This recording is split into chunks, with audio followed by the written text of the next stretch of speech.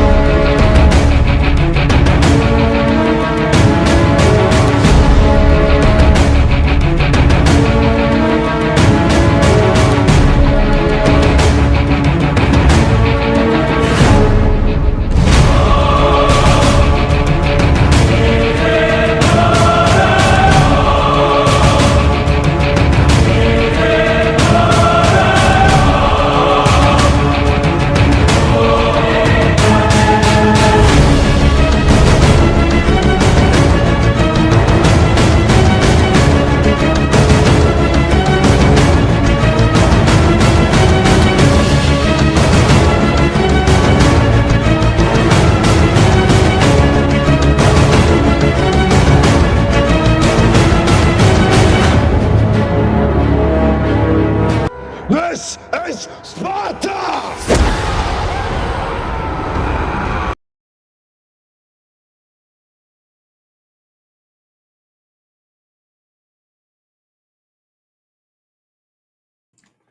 What is going on, everybody? We're back at it with another episode, and this is a juicy one. So we're gonna have to put some ground rules down. Before we do that, please do me a favor: hit the like, share, and subscribe. It will be very entertaining tonight. Before we get into the topic, let's get this guy in here. He's ready to box. He's ready to jump him down. I can't hold him anymore. So let's get Black David in the house. So let's hear him for him. Hey, what's going on, guys? How's everybody doing? This is What is Black going on, David. my man? I'm doing good. Had a pretty long day, but it was very productive. And I found myself locking my head as usual, just strategizing, trying to figure out my next plan going to be financially speaking. So I'm hoping and praying that thing goes well for me. I Mhm. even realized today what the funeral service for Jimmy Carter was. I saw something very interesting, weird. How Obama and Trump were just chatting like they were old school friends. I was like, interesting. Yep. So, David, before we get too ahead of us, let's get him in here. All right. He is elected, Mr. Elected President again for third term. Please rise for the president of the Bold Brothers Hoods. It's only been one season, guys. So how can it be a third term? Well, technically, you've been doing this for a while. Unlike some politicians, I don't want to over embellish my record. So, You're stuck in this role, my man. oh, I know. I'm sorry. I'm not gonna. I don't need to embellish my record. I've got the biggest crowds of all time. See, I'm not going there. I'm not. All right. Before we get into the topic, I gotta put some ground rules down tonight. Whenever we refer to the topic, we are going to refer as X or corn. I don't need to get strike by from YouTube.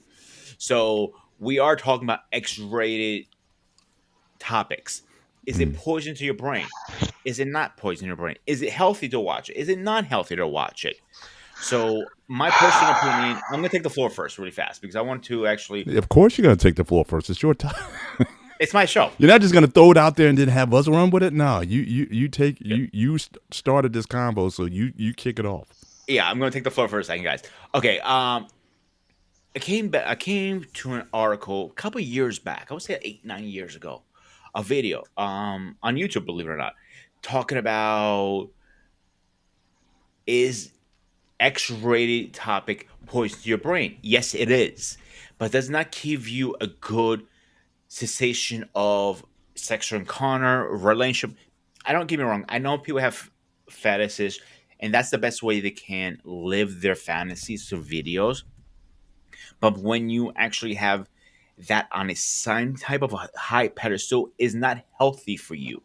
So you need to find the healthy ground. As teenagers, yes, you're going to watch it. You're going to do a lot of things, even with lotion.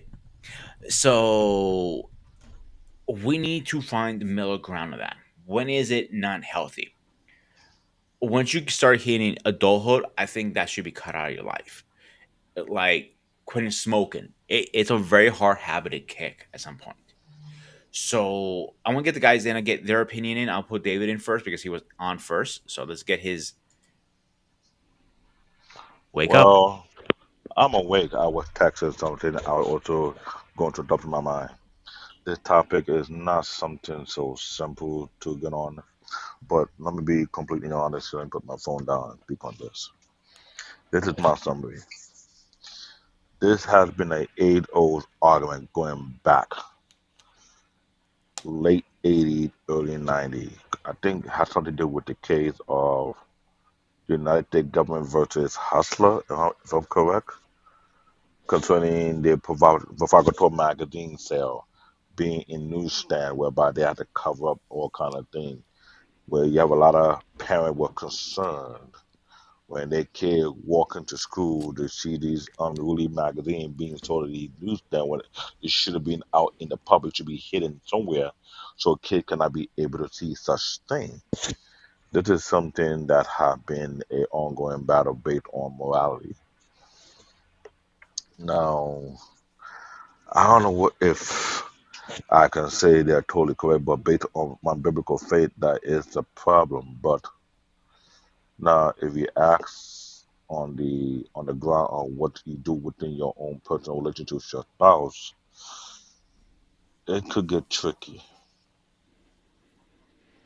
And I'm looking at the more logical aspect of things because let's be frank, we have all have made this joke before in the past.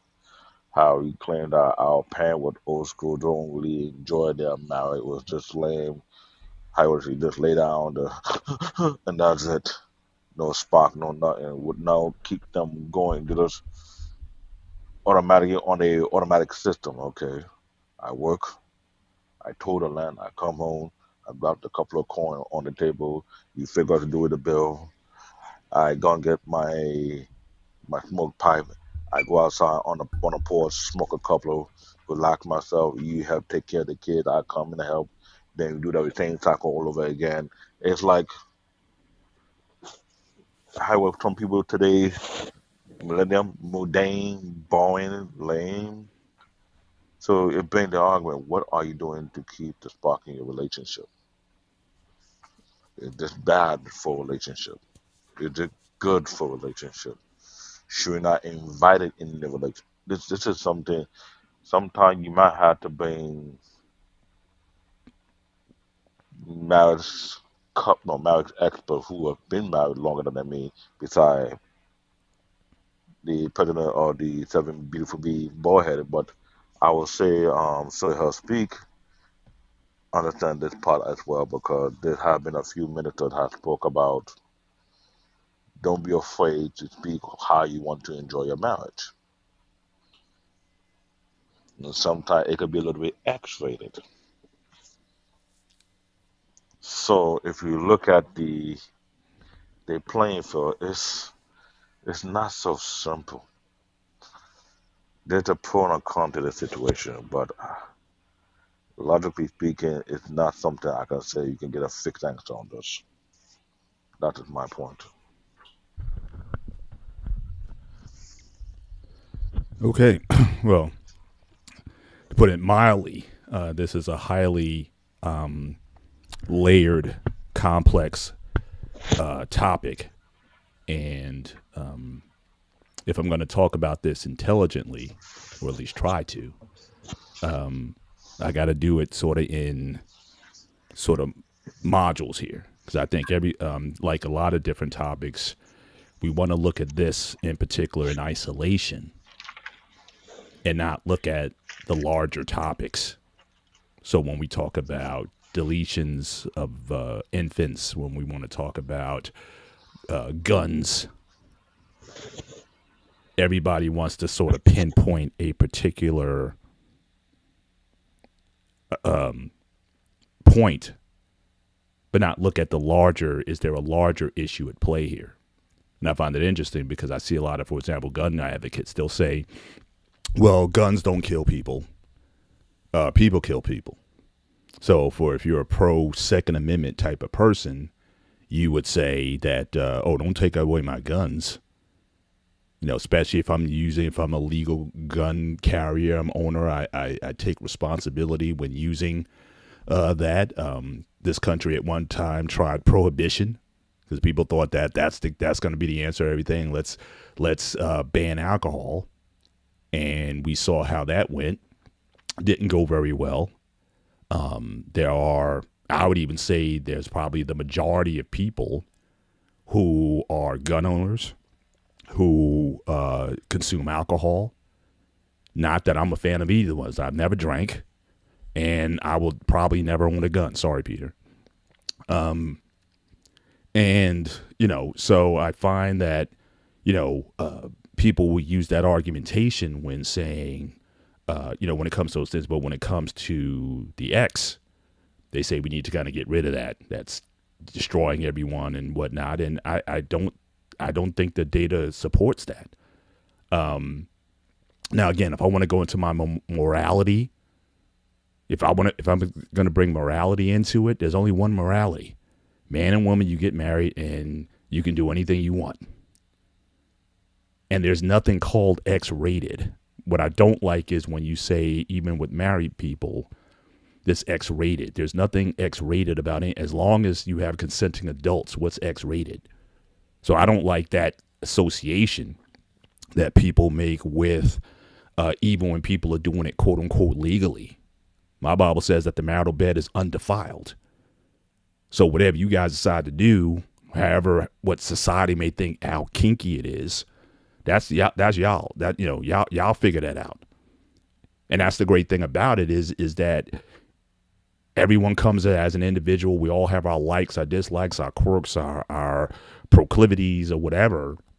And I think one of the nice things about marriage is if you're truly coming into it with a healthy perspective, you get to sort all that stuff out, and you do it within a safe environment to explore yourself. Because I've always believed that sexual knowledge is self-knowledge. You learn more about yourself in that sexploration, if you will. So I don't like even putting titles of X-rated or whatever in, so whatever you into. And I don't have a right to judge that, and neither does anybody else.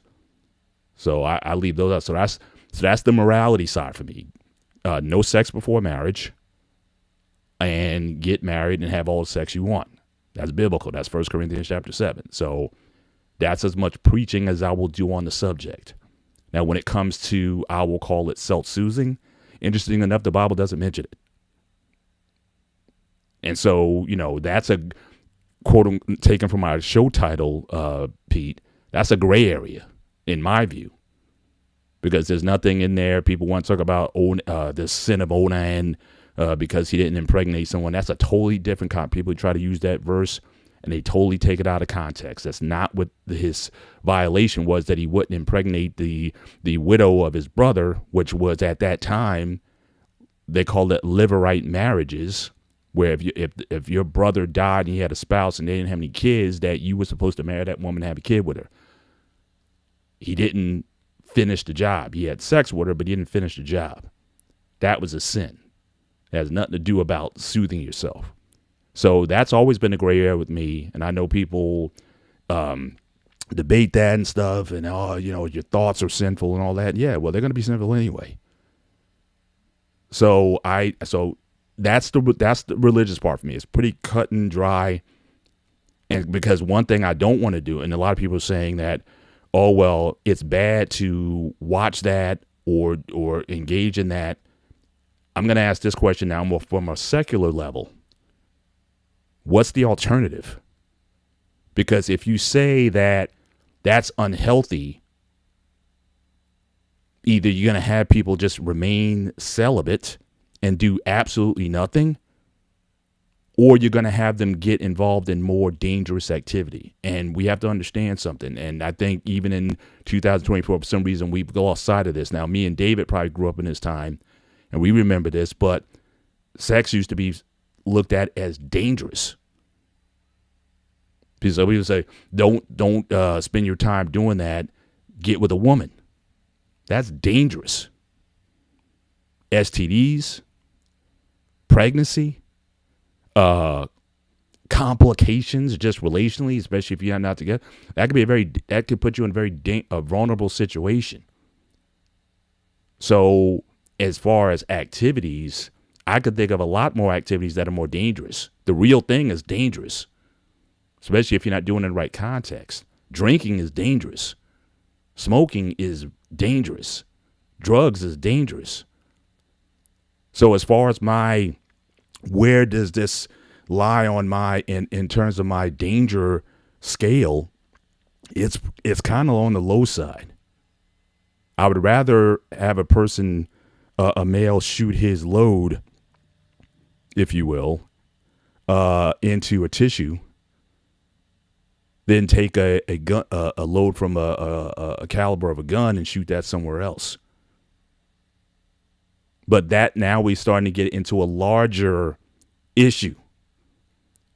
Why is it that young men and young women aren't getting together? Why aren't people marrying? Why aren't people doing things in the natural way? And I think society itself, for the long game and in the short run, what we've seen in the last few years, has really made that harder. So you got to look at one thing for sure is you got to look at biology. Why is it, especially if you got believers here, why is it that men and women can not only have sex, but also procreate in their youth, in their teens, or even before teens? Why is that? If God didn't want that to happen, then why is it that that's even allowed? Why don't we mature? Why don't we mature at 18, 21, or whatever the age is that, that people think it's safe to do these things? Why is that? So what caused it to now where people used to get married, even in my mom's generation? If you were 21 years old, you weren't married, you was like, what's wrong with you? You must be an old maid. You should be married by 21. 18 was the norm in my mom's time. So what happened? Society said, push it back. Economics said, push it back. 21, 25, 30. What's the average age of people getting married now? 30, 35? So you become sexually mature in your teens, but you're putting off marriage until your 30s. And you expect, especially the moral people, you expect them to be totally non-sexual until marriage at 35. Good luck with that. How realistic is that? What is a person supposed to do in the meantime? Yeah, pray and fast. You can try that, but even Apostle Paul said, look, if that ain't you need to do, you need to get married. So we made marriage harder. And in recent years, since I've been in this space, we're going on 5 years in this YouTube space. I know YouTube's been out a lot longer, but we've had this manosphere space and this MGTOW space and all these things that are basically poisoning, in my view, the minds of men and women, saying men are bad, women are bad, no good women left, no good men left. So again, I might be better off. You're basically telling me, well, if there's no good women out there, you're basically telling me I might be better off just having my ex and doing my thing because of all these problems and complications I'm going to have trying to get with somebody. So people been beat over the head with that. So society has done a lot to poison the well that then makes these other options more attractive. But we want to pin it on this thing, just like we want to pin it on guns, just like we put it on alcohol or whatever. Yeah. In a large sample size, you're going to have some people who, if you're not developmentally, yeah, it could do some damage to you. But is that the majority of people? I don't think so. But so I'm not going to make a blanket statement. Yeah, we need to get rid of all of it. What's the alternative? And as far as this comment here, we're talking about, commitment and what I agree, but about commitment, I'm all about commitment. But when do you make it? If people aren't committing until their 30s, yet you starting to feel, get those urges and emotions and biological changes in your early teens, what are you supposed to do in the meantime? So to Pete's point, you're saying, okay, well, when you get to an adulthood, maybe you should just roll that off. And I would agree with that. Get with a woman, get married, and do whatever you want. Pretty simple to me. But that's not happening. And a lot of spaces, especially in social media and in YouTube, are not making that process any easier. So, yeah, it's a great plan. But until you deal with these larger societal issues, also the economics of such that's preventing people from getting married because it's getting expensive out there. And this country talks about family values, but its public policies, I don't think necessarily are encouraging, especially young people, younger millennials and Gen and Gen Zs to marry. So so we say we want these outcomes, but again, society doesn't make, society's what it says doesn't line up what it does. Back in the day, you didn't have a teen sex or pregnancy problem because most teenagers were married. But now everybody's just doing whatever. So again, I probably touched on 6 or 7 points. Like I said, this isn't my show. This isn't my dialogue or what this is, but I can go in any number of directions here. But I think we're looking at this, like the problem, like this is the problem. But there's a greater problems that if we don't deal with those, all the rhetoric about this is bad and we need to get rid of this, I don't think that's going to really get us anywhere, because at the end of the day, we are sexual beings. We're probably the most sexual, amongst the most sexual in the animal kingdom, because everybody else has seasons and periods when they are ready. We're kind of spontaneous. I think us and I think dolphins and some bonobos or something, we might be the only ones who we just do it for pleasure. Everybody else is like, they're on a program. So unless you deal with it, in all those different levels, I don't see what the alternative. But if you're asking people to engage in activity, the real thing, you better be careful what you're saying, because that could, like I said, that can be a lot more dangerous than what we're talking about tonight. So that's a lot, but where you want to take that, Peter, I have no idea. But that's let me jump on. So hang on, David. Hang on, because something to post that I want to touch base before we move forward, and then you can have the floor. All right, as I'm just drawing my desk here. You said this is not a show, so I'm going to correct you right now, Paul. I might be the host of this show, but this show is as much as mine as yours. I can't do this by myself. I have told you this in private multiple times. I recognize that. I recognize that. I'm saying, but you are the executive producer. You pick the topics. This is your show. I mean, I'm not here trying to bum rush the show. I'm just saying there. I'm going to do this show in the context that you set, because again, this is your program. Fine. So respect I just want you to understand. But I understand what you're saying, and I appreciate that. Yeah, because this is your channel as much as mine. So, like, even topics we talk about on gray area, this stuff, some of it comes from you too, or David, or Wally, whoever. You guys are my team, so I want to clear that in public now. This show does not run on Spartan by himself. It runs on Earthquake, aka Black David, and Mr. President here. So, Dave, go ahead. You're going to say something. Go ahead. It's I'm the just, floor is I'm yours. I'm just going to say this. When I listen to Big Brother Paul Bennett speak, when he speak, it's something that's not only informative but also educated. He hit on a lot of area, but he hit the source issue. I was thinking the same thing he was thinking, not from the American standpoint, but a civilized standpoint. In the U.S., people were getting married young, which is no different overseas as well. I remember Poor Man Podcast, shout out to him. He had mentioned one particular community in one country in Europe, I believe, they push a culture whereby they're not allowing their young generation to be like us. If you're feeling frisky, whatever girl you like, that's the girl you go be with. We're not gonna have you bounce around like Jackrabbit, having multiple baby mamas. You're not doing that. It was enforced within the community because he mentioned it. By teen, they're mature.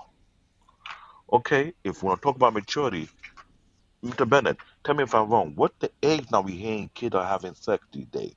Is it not around 12, Oh, 13, I 14? mean, I've heard as early as middle school, 12, 11, 12. Okay, I mean, yeah, it's now look at that. They're starting even much earlier, 12, 13, 14. They even put 11 into that phase of thing. So when you plan to wait until they're mature to do that, so they're okay to have sex, but you're doing everything backwards. It's okay to have sex, but it's not okay to get married. It's okay to have sex and have kids, but not okay to get married. Wouldn't be married be the thing that protect both sex and childbearing and keep it sacred, but keep it holy and keep it safe? But we live in a society that want to push everything far back. Oh, get married later. But now we're hearing the thing about society collapse because we don't have enough young people to support the elderly folks. Who forces that? Who created that bullshit in the first place? Because since it's all about the career, it's all about the money, not all about family building. But was it not family building that created the economy in the first place? If I'm not mistaken. absolutely. And you need So, 2.2.1. That's the numbers. so I would like to know, logically speaking, to everybody listening to this conversation, who would the nincompoop, the idiot, the retarded jackass, the good for nothing buffoon, the uneducated, claim to be educated baboon that suggested that it is better to get married later than get married earlier? Well, Because I don't. I, Yeah, I'm trying to I don't come. think that was intentional. I think it is a byproduct. I think capitalism has a lot to do with it I believe so too. because again, capitalism says that you have to have a certain size. Again, it was De Beers, the diamond company, that said if you want to get engaged, an engagement ring should be 2.5 times what your salary was. Back in the day, your engagement ring could have been your grandmother's ring, your mother's ring, or whatever, a family heirloom. But Hmm. then people started thinking that, okay, I got to have this in order to be married. And back in the day, people would get married, had nothing. The longest marriages I know were the ones that were the poorest. They got Okay. married cheap. They got married in their backyard. They weren't trying to get a $50,000 hall and a $50,000 caterer. Okay. They Now fried chicken in the back. let me And ask you with the that one. potato salad and the cake, they baked the cake and then they got married. They got a couch off the street. They lived in a 1-bedroom shack they built up. But So now I got to have my 6 figures. I got to have my Mercedes. I got to have all my stuff together in order to be married. now, Mr. Paul, while you saying that they would be in America, at the same time zone overseas, you didn't need 2 goats and 1 sheep, a couple of chickens, Yeah. So before we goats. move on, No, it's a no goat. question in the No, chat. no I want goat. to No touch goats. No base. goats. Goats. I'm getting on point of that because what you're referring to an American standard, African other standard would say, okay, you don't need much. Just give me 2 goats, a couple of chickens, a nice palm wine, whatever, and we use that to celebrate, right? It wasn't much. You don't have You to get don't need much. That's the you don't thing. no you don't need a huge acre of land. They give you a small land. They give you you can build your shack up. Just make sure you don't overpopulate your wife. Don't have her overwork that you keep putting too many bread in the oven because you have some do back in the days. They couldn't they couldn't take their hand off the woman. They have like 9 kids. They have like 15 kids. Like God, like can't you get a break? Nah, I love her. You before you know you got 2 football fields full of kids who could take the whole army. That was back then. We were popping more than enough kids who can fill the workforce. Now you got the freezing egg society. Melissa Ford, a perfect poster child example of a failed woman. I call that I see it. You cheated on a good man. I mean, you were never good to begin with. You know, different So we for have a Joy question in Taylor. the chat really fast. Hang on, David. So the question in the chat is, so careers and financial also takes progress over marriage now. As well, sex is no longer an act of love. Women give it up in a blink of an eye. So why would a man marry or respect that? Who wants to take that Okay. first? So that's four. That's well. First of all, there's 4 points. You can't. He's whoever this is, Baba, BKZ, Baba. 4 different points, but this is kind of what I've been saying. You're trying to you're trying to narrow it down to this thing. Why would all that stuff that you talked about has been built up over time? So again, career and finances take precedence over marriage now as well. That's exactly what I've been saying. Society has said, forget marriage, focus on your career. You need money, all those things. Whereas in generations past, people got married who had nothing. In fact, marriage was one of the ways that you were able to escalate or elevate yourself. Because again, 2 is better than 1. I was literally having this conversation with my daughter this past Sunday. And because she's talking about, she wants to live on her own. She makes, I guess, better than average salary, but she can't afford to live on her own. And so I said, look, you only got, at this point, you got 2 options.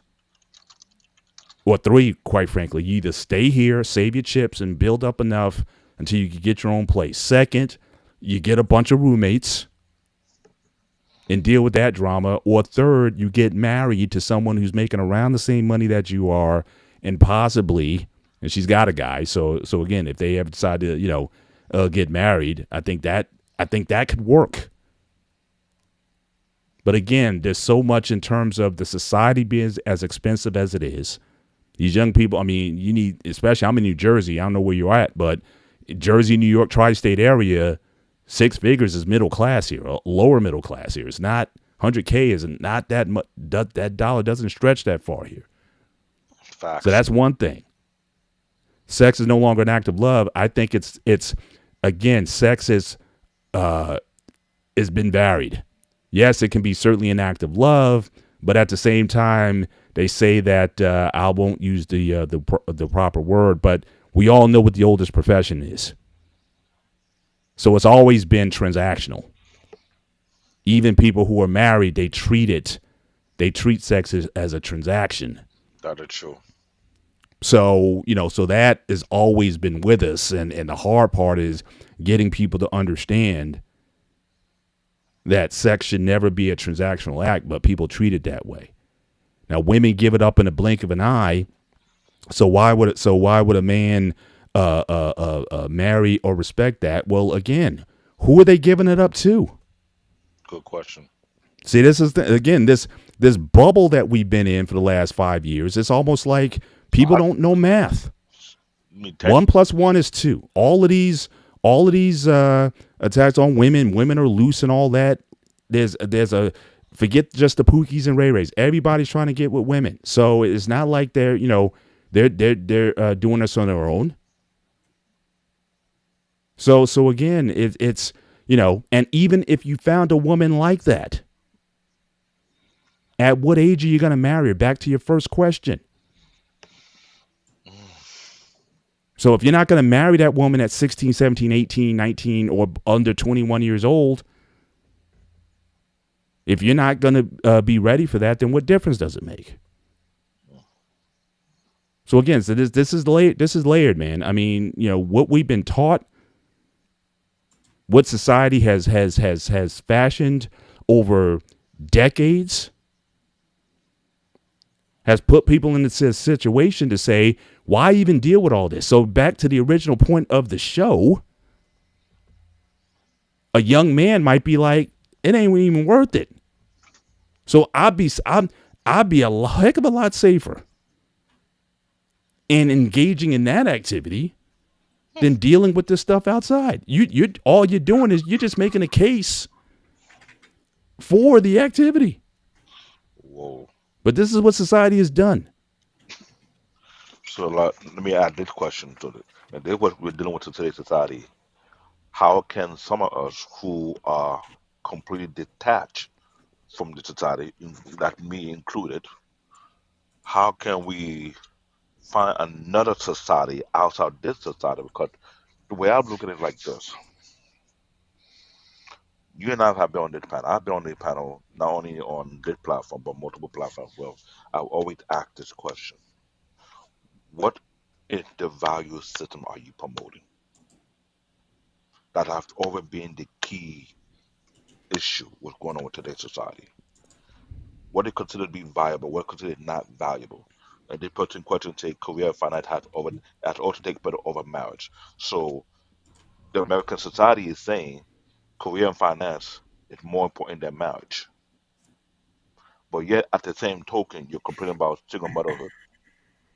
There are too many single moms. But you just said career and finance is more important than marriage. So how can you say one thing is not important, but at the same time complain about it? So what is your value system in that aspect of things? But I said, you have women going out here giving up sex as easy as a flick of an eye. Okay, we just had to fight. They threw like a hot dog down the hallway. Now, we can't say all women are doing the same thing, but we also find out those who are considered to be good women, we don't see them outside no more because they don't want to be associated with the dirty batch. So I'm no go to probably know this very well. You know people who just that become hermit. They go to work, they get their job done, They go to the gym. go to the gym. After the gym, keep their ass home quickly. They don't want to be noticed by nobody.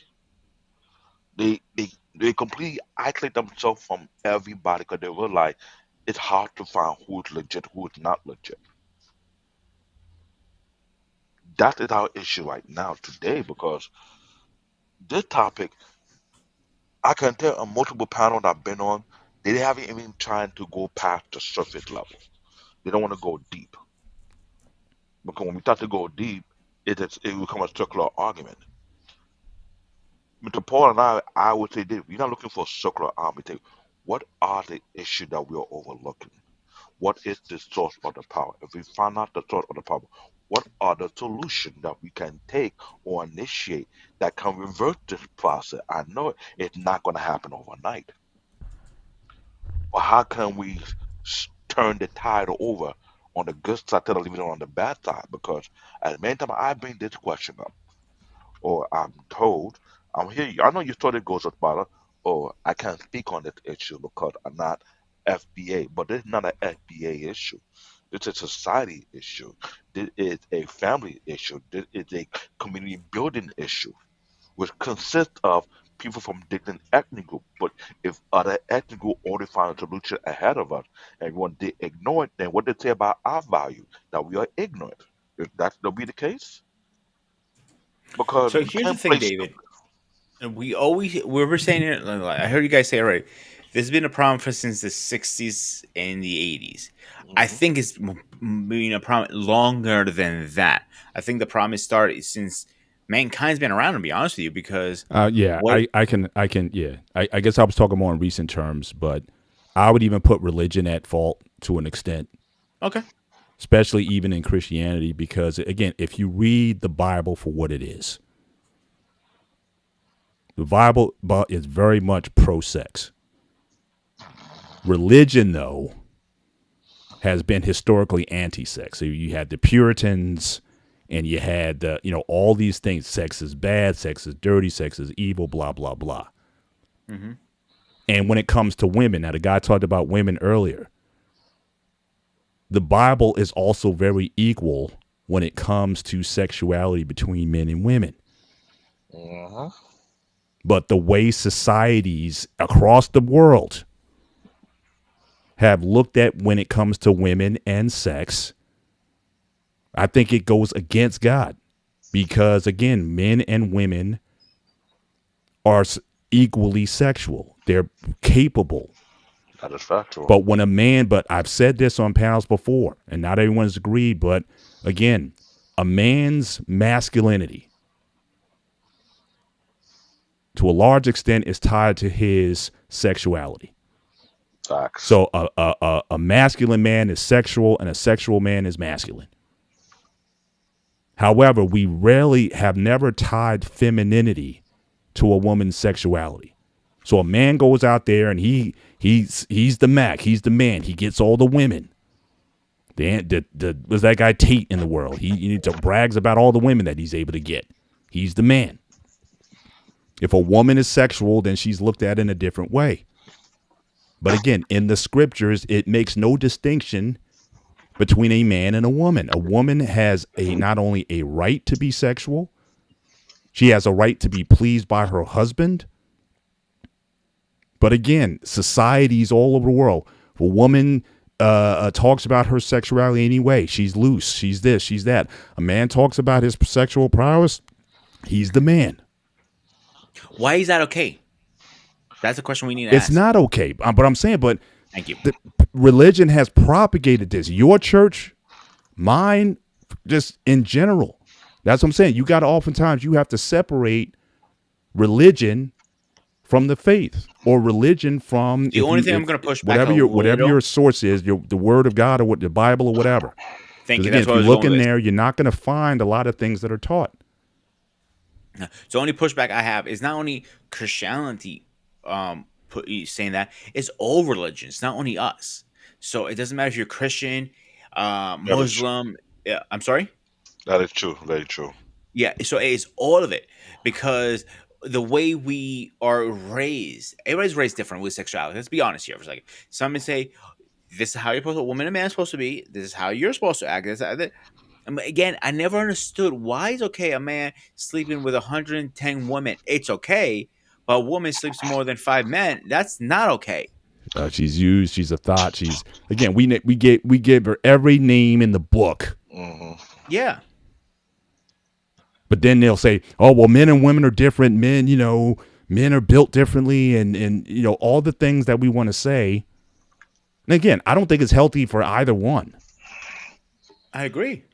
But again, in these spaces, this has been the argument that has been raised. But it always comes at reducing a woman's sexuality. It maybe if we never did that, maybe if we raised our daughters, and I've tried to be as open with my daughters as possible when it comes to this, but if we wouldn't treat it as the boogeyman, we've had shows, I know on BMU's network, we've had shows on that. The way we teach our kids about sex, about their bodies, is awful. We're not giving them the real. We're not there for them to help them work through these things. It's like, hey, figure it out on your own. And how do we figure it out? Now, I come from the generation when the X was for, you had to be bold with it. So I grew up in a generation where we had the magazines in the 70s. And then we get to the 80s. Now you had to be a real man, because if you wanted, so when the videos started to come out, and if you wanted to watch something, you had to be bold. Now again, some guys, they made those novelty stores that were like on the seedy side of town that you drive up in and nobody cared because everybody was there for the same thing. But if you went into your local video store, and I'm not because I don't think Blockbuster, I don't think they've ever had a section for that, but other video stores in the 80s. No, Blockbuster might have it. There's certain stores that will have yes, the certain stores had it. There was the red curtain or the black curtain. It's more the black curtain.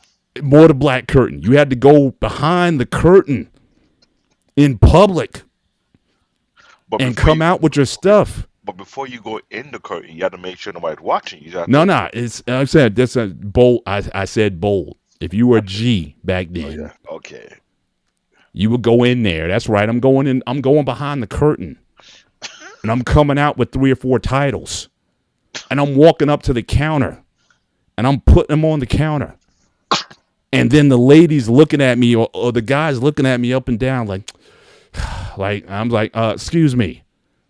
You're here to do a job. Here, this is what I want. Thank you very much. I'll see you next time. Boom, out. Or if it's a lady and she's watching you, if you give me a number, we can watch it together. I never got that invitation. Oh, but I'm just saying. But back then, now everybody can hide. We talk about keyboard warriors stuff. Now everybody can hide behind their phones or their screens or whatever, in total privacy with this stuff. But you had to be a lot bolder back then. If you were going to engage it. Paul, pay-per-view. You could order, your acts on pay-per-view. Or if you got it through your cable, the scrambled page. In fact, I was watching. It was on my Instagram. Someone showed a picture. It says, they said, if you saw this, you were a bad boy. Because it was like you couldn't see anything, but it was like all wavy like this and stuff to scramble. You needed to put in the code of the scrambler or put the code in order to see those channels. But it was you could hear it. Or you have someone who can decode it, whereby you can bypass that security protocol to prevent you from seeing it. Exactly. Yeah. So you had that option back in the day. You had that option back in the day too. But nevertheless, I mean, the stuff was. The stuff was there, but yeah, to your earlier point, yeah, I mean, I think we haven't. So how a lot of us, if you're Gen X, how you came of age, oftentimes was through those materials. Here's a better question for both of you guys: how would you rate X-rated content influence people's experience in a relationship or intimacy? That's complicated because again, it's going to depend on how you were raised, what your exposure. If that's the only thing you've been exposed to, if nobody is going to like school you on what a right relationship looks like, yeah, it could be there. But it's just like again, if you haven't been taught the proper use of alcohol or the proper use of a gun. Before they had these magazines, before they had these cassette tapes, I am damn well for sure the early society, when there were people who were talking about, do you know what it takes to deal with a woman? Do you know how to do it? And you hear these young generation of the yesteryear, they didn't have tape. They had to talk or describe. You know what? When you see a woman, do you know how to walk up to her? Do you know how to talk to her? Do you know how when you're about to have that? You know what to do? Do you know how to do it? You mean you have? Well, hang on, pause, David. We got the expert right here. We might have one of the best systems ever invented. And I got to go, Pete. Look, you schooled me. How does a boy come of age? Don't look at me with that face. You schooled me on this. What are you talking about now? How does a boy in Greece? What is a father's responsibility to his son in Greece? Uh-oh. Oh, I know what you're talking about. That's Oh, where you're going. Okay, so oh. anybody hasn't seen our gray area, the episode. Well, remember the name of the topic episode for the chance? It was growing up or something Grown to up. that effect. Yeah. You seen on my library? Go back and watch it. So pretty much, a man, a father, takes Thank his you. son. Say that. No, say that again now. Who? A man and a father Hmm. Well, a takes boy. It'd his be a boy. It son. wouldn't be a man. It wouldn't be man. It would be his father. Yeah, that's what I said. Father would take who? Yeah, his son Yeah. Thank you. to I'm a. just saying. I mean, he's Can I say that I word think on that's this? important. I think that's Continue, important. continue. Yeah, Put yourself on the big screen. Put yourself on the big yeah. screen. Describe it. Okay, I'll blow myself up because I like blowing my ego up. Really, really. All right. Put yourself. So a man takes his son, Hmm. the son's father Hmm. takes his son to Hmm. a whorehouse, and he picks whatever woman he wants. They go behind closed doors, and they do the wimpy toompi, the What? go coyote, or mingo mingo, the whatever you want to call it. They don't wear the goggles like the thing that you wear on Extermination Man. You Ninja actually Turtle do dance. yeah. But she teaches you pretty much everything: how to put a condom on, how to do a few techniques. It's not like it's going to be bang, bang. Thank you, ma'am. I can't believe I said that. I feel like it's Paul now. Um, but that is an experience. But we had somebody who was the last student who went through that type of phase. That was BMU. He was trained by a much older woman. Yeah. A And couple guys in that space got schooled by an older woman. But again, that was just a woman who that wasn't under the auspices of parental yeah, but supervision. outside this nation, wouldn't we consider that? We'll be saying, oh, you're getting some education on how to deal with a woman. Because if you go dating back in past society, it's similar to what Ghost Sparta said. Either the father take the son to the brothel, or you and your peers we try to see who's managed to go down the red district. Let me ask you And a when question, David. Do they do that in Africa?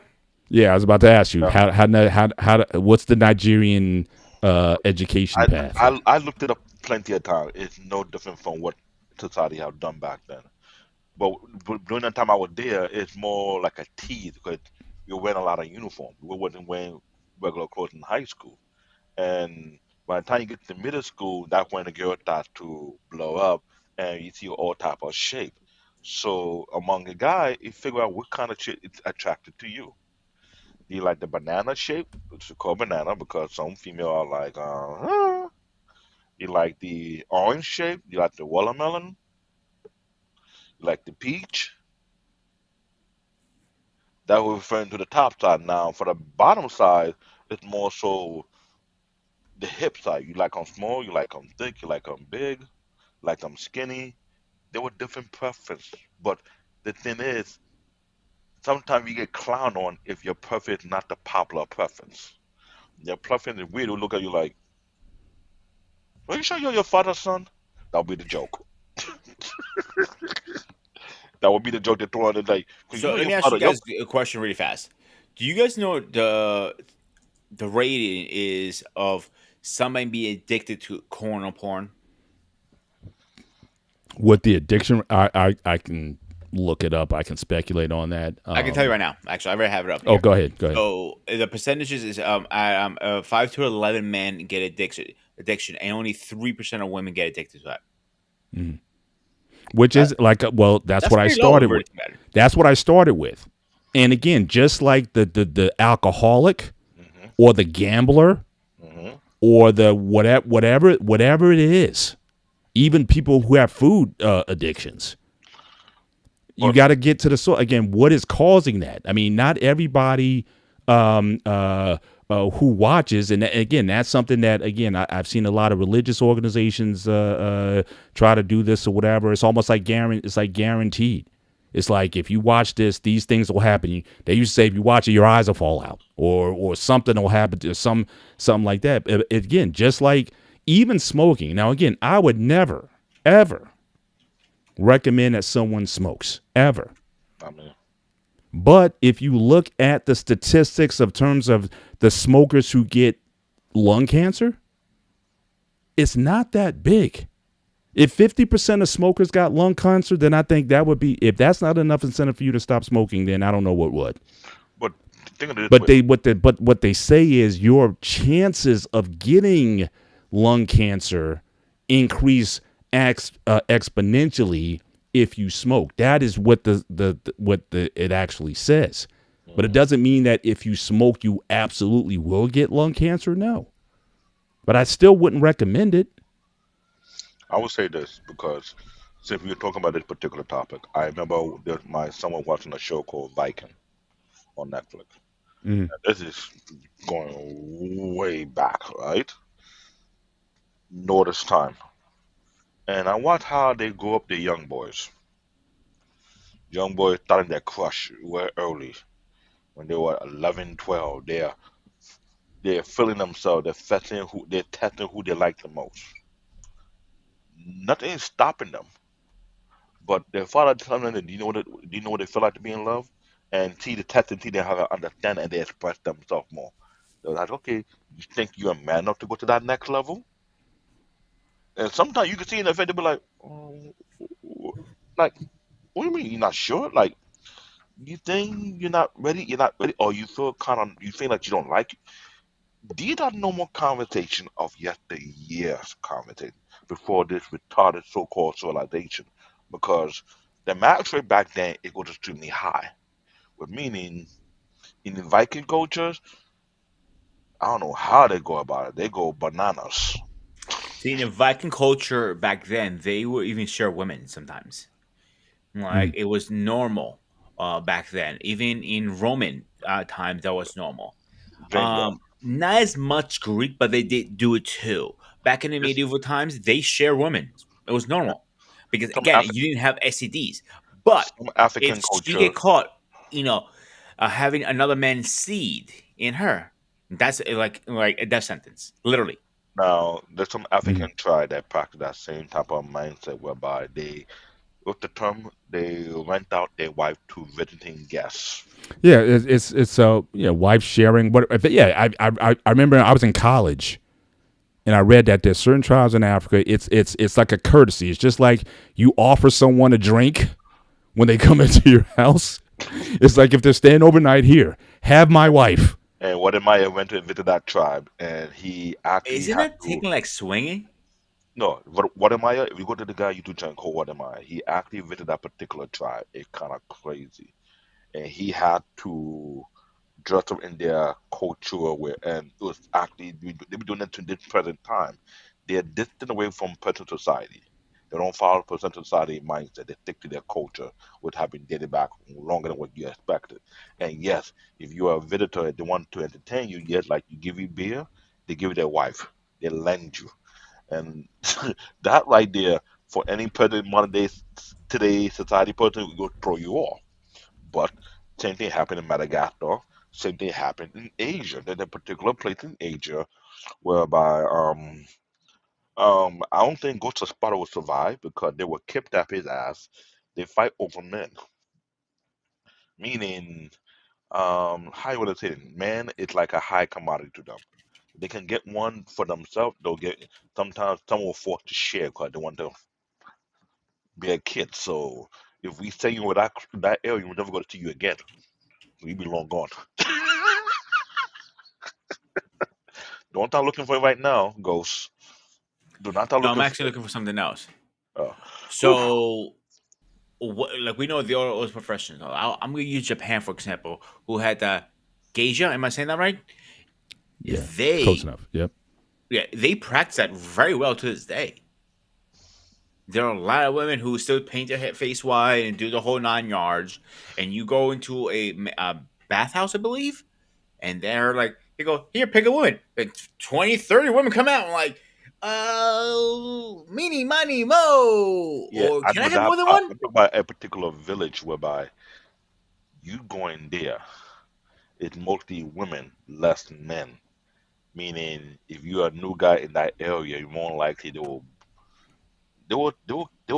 cater to you, they'll entertain you, but you're not realizing they're fattening you up so that when you least expect it, whoosh, into the hunt, you're doomed. They're gonna drain all life force out of you. Yeah. I'm just saying, I mean, it sounds like a cool thing for guys, but how much endurance can you take when you get drained out multiple times? See, I'm just saying. here's the thing we keep forgetting to talk about is okay. We already talked about growing up with it. We know it's the oldest technique in the world. We know geishas. We know this. Hmm. But when is it okay to explore those fantasies with? You know I'm going with this question, David. I get it because Paul said it before. When you're married, that's okay within the bedroom. There's Yeah. no restriction. I don't. There's no restriction. A few pastors have spoke on this issue, and they say the reason why a lot of churches don't want to speak on it because yeah, ministers are to make it seem like it's taboo when it's not. One particular female gets it in one particular church. I told it clear. I'm sure Mr. Paul seen it. They asked her how to keep my marriage going strong. She told them, "Yeah, Yeah. Straight. and Yeah. and, Straight up. and you can see her eye went clean white. She was like, Yeah. Oh, she was like, I got pushback. Hang on, I got a little pushback on that one. So I have taught. I worked in a hospital, so you guys know that. I work in healthcare, and I have conversations with nurses all the time. So when I worked for Lehigh, so one of the conversations, one of the nurses goes to me, it's a Wednesday. Okay, what's the big deal about Wednesday? I go sleep with my husband. Why is that a bad thing? I'm like, you don't understand. You're not married, and that never processed it to me. To I got older. Now that I'm a lot older now, like, oh, because she doesn't want to. She just lays there and makes some sound and call it a day. That's not But okay. again, but that gets back to what I said earlier about Mhm. again the miseducation of sexual education, especially when it comes to women, because that activity for the longest time that was associated with women of the night. I don't want to get strikes or whatever, but that profession. And so for the woman, it's like I'm married. I'm not one of them, and so I'm not going to engage in that. But again, who taught them that? It's been perpetuated that again. If you want to be religious about it, go to the Bible. There's no prohibition. In fact, now I heard one guy, David. He was in the Song of Solomon, and the way he broke it down, when the man is talking about the woman's body parts, and when he gets down to talking about your navel is like a goblet full of wine, the Greek word that's used there is not goblet. So I'm just saying, why women have these ideas that ooh that's nasty, ooh that's this or that or whatever but, when it's but not. guess what? But guess what, Mr. Bennett? Those same kind of women that were thinking that are more than likely the one who gets stressed out, postpartum depression, have all type of weird illness whatsoever, but they claim these things are not meant to be, but they're the one who mostly gone through the medicine cabinet more than anything else, compared to the one who are jumping on the chandelier. Shout out to Take Heed to the Message. You should never expose our people. I'm Mm-hmm. gonna hold you for that. She's not taking no med. She's now on postpartum depression. She on no medicine, but she giddy and she's happy about it. Mm-hmm. You ever notice the See, difference? now the last two comments here. See, again, I think this is the problem. This is a major problem. So go back and see the first. Most women are mothers and raise new human beings. They should have respect for themselves. True, no problem there. Why would a son respect his mother if he's loose and a daughter will be loose with her husband? Absolutely not. If anything, that should be something that should be celebrated. Yeah. And if your children ask you, what are you and daddy doing? You should tell them. This is what married people do. I No, think no. what she's How you trying want to to say say this? is How you not. want to say this? I'll give you a scenario. Mom, Dad, what you doing? I'm trying to get you a butter because you're bugging me. However you want to say it. But I'm just saying. But there's a mindset here. Well, I'm not talking about a woman sleeping around or if you got kids and you're just having randoms or stepping outside your man. I'm talking about in a marital setting. There is nothing wrong with whatever you do. And then the next one, show the next comment. Okay. A woman can be sexual without being slutty. There's no such, if you're married, there's no such thing. But here's the problem. And I think what she's trying to say is, and I think back me up if I'm wrong here, is a lot of women who are in marriage will not stay with their husbands. They start sleeping around, and that's totally that's infidel. That's totally wrong. But if I was to guess, and again, this person would have to correct me if I'm wrong. Again, classy and trashy. In your marriage, you can be whatever you want to be. And so again, and I think that's how most, now again, I'm not going to speak for this person, but most women think in these terms, even within a marriage. Can I be a devil advocate here? Because I think what you're referring to are those who portrayed outside of their marriage, like the way they dress outside. Maybe you would have called the 304 uniform or That's fine. The Magic City uniform, so to speak.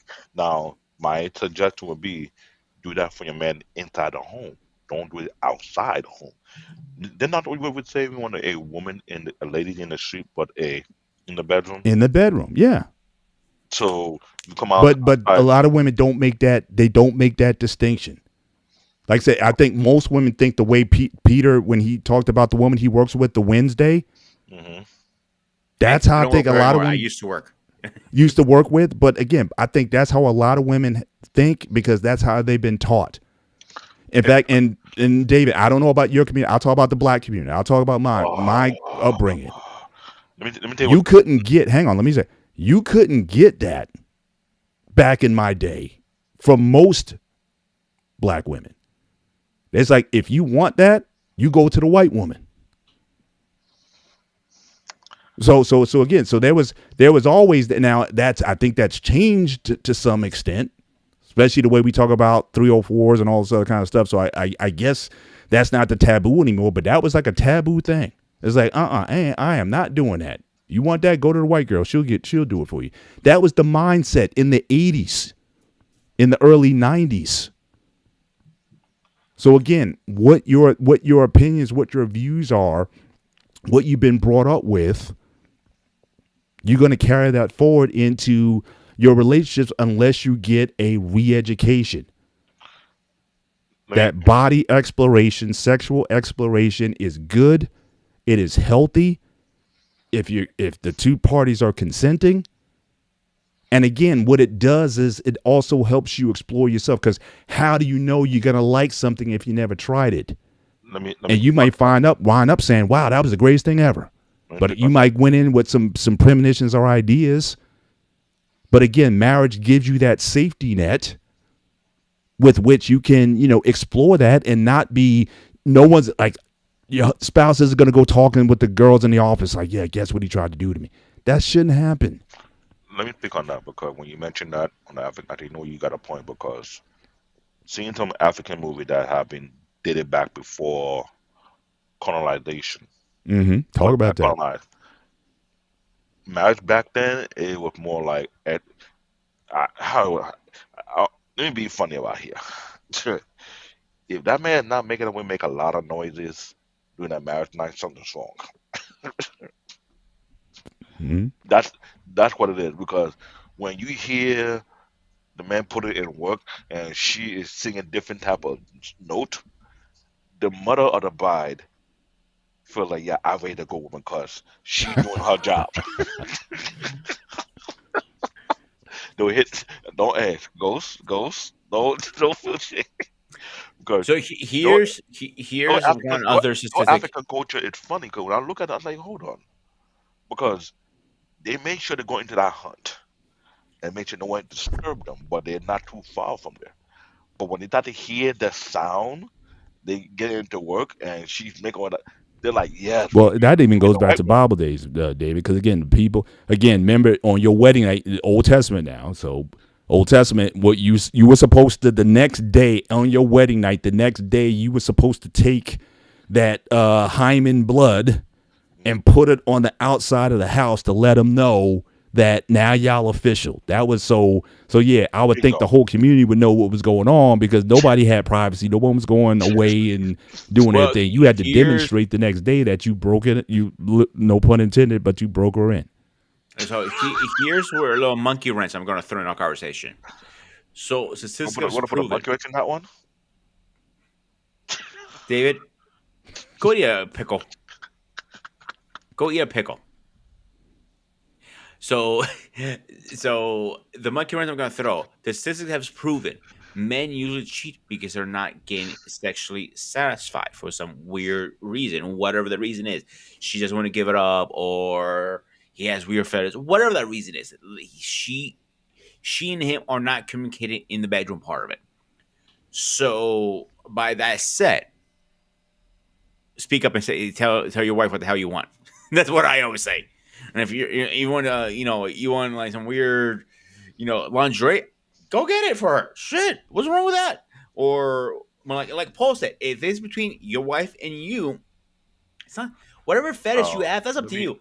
let me go further than that. Look, I think there's a big issue with this compatibility and having this type of conversation. I thought to notice this thing that it's a lot of it's something that have not been spoken on. I'm sure the Paul better know this very very well because he said when before he got married he had a book that he wrote down what he want to accomplish, right? Oh, his resume. And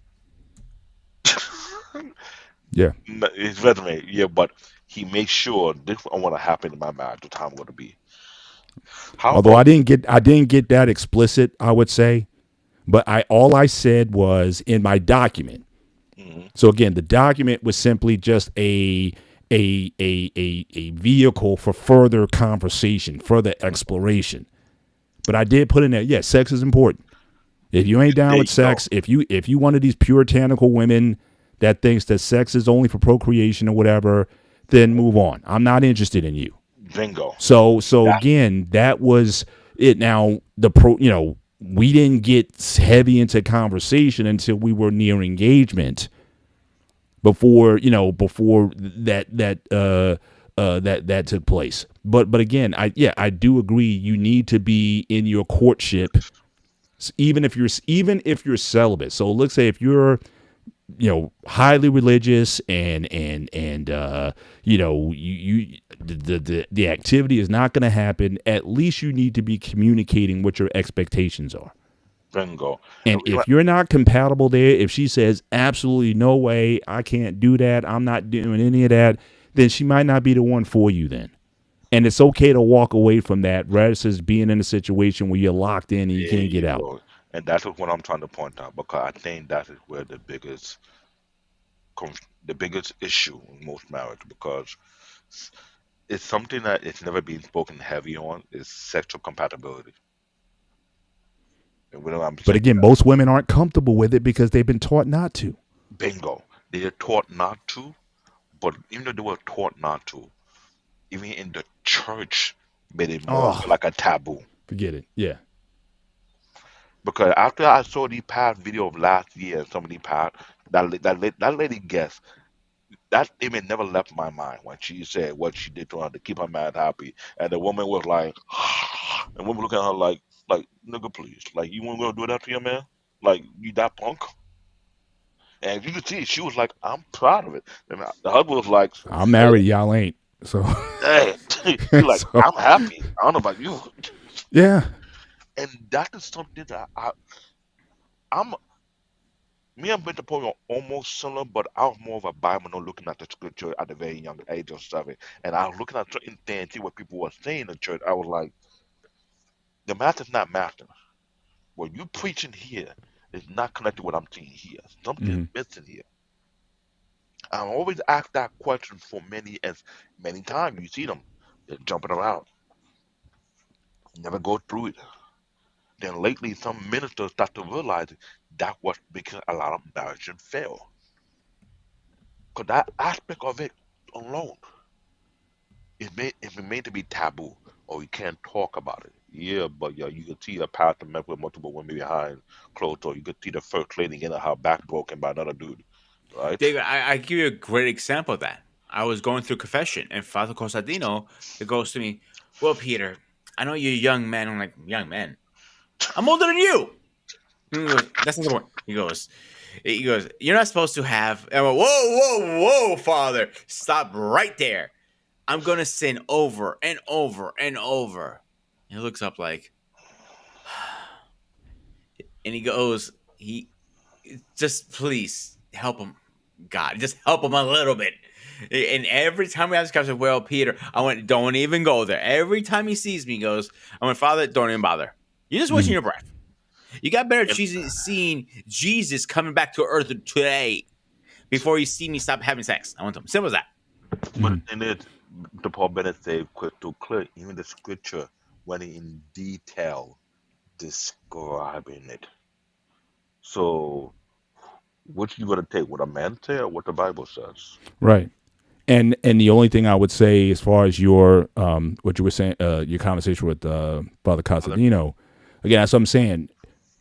What for those, and I'm not saying you specifically, but I'm saying for those who advocate that men or young men should not do that. And I'm talking about the X. What alternative are you giving them? Because what you're doing, Peter, is in many ways a lot more dangerous.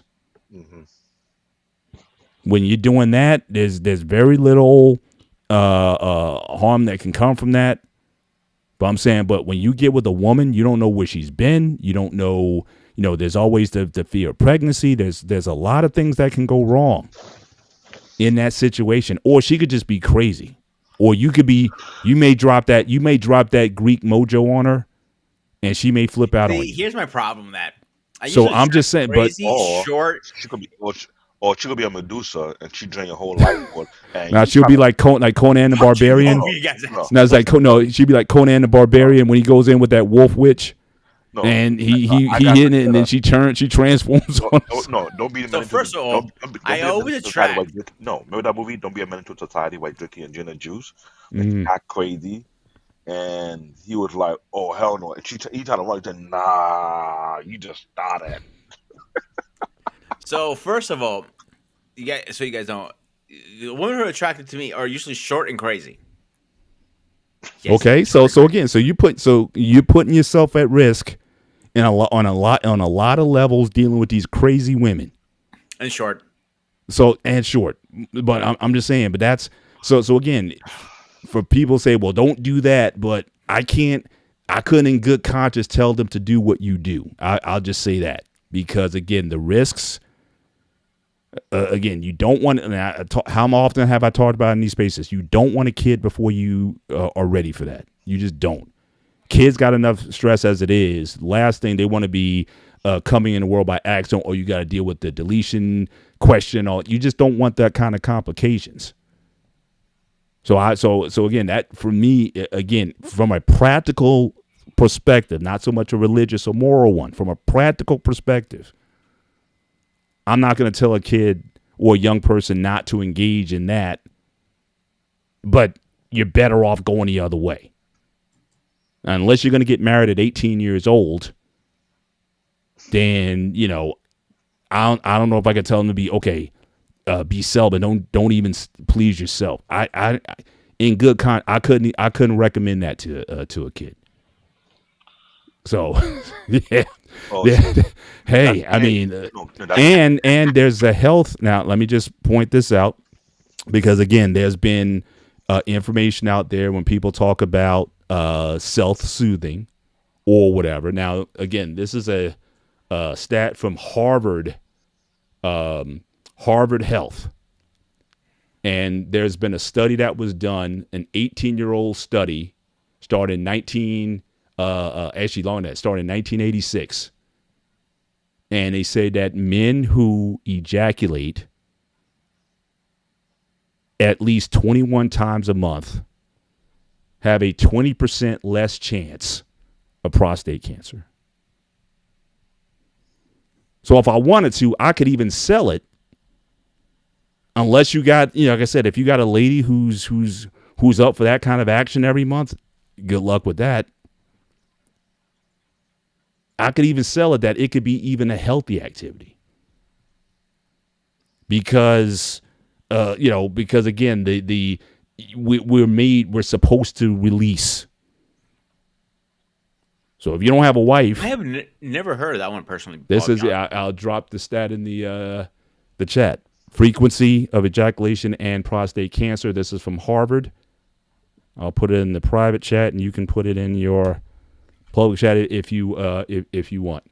Because I saw this cited on a site. This doctor's Indian American doctor. She does a lot of public health stuff, and she brought it up, and I looked it up myself. Ladies and gentlemen, if you're married, you're a healthy man, you have ever to go banana on your wife.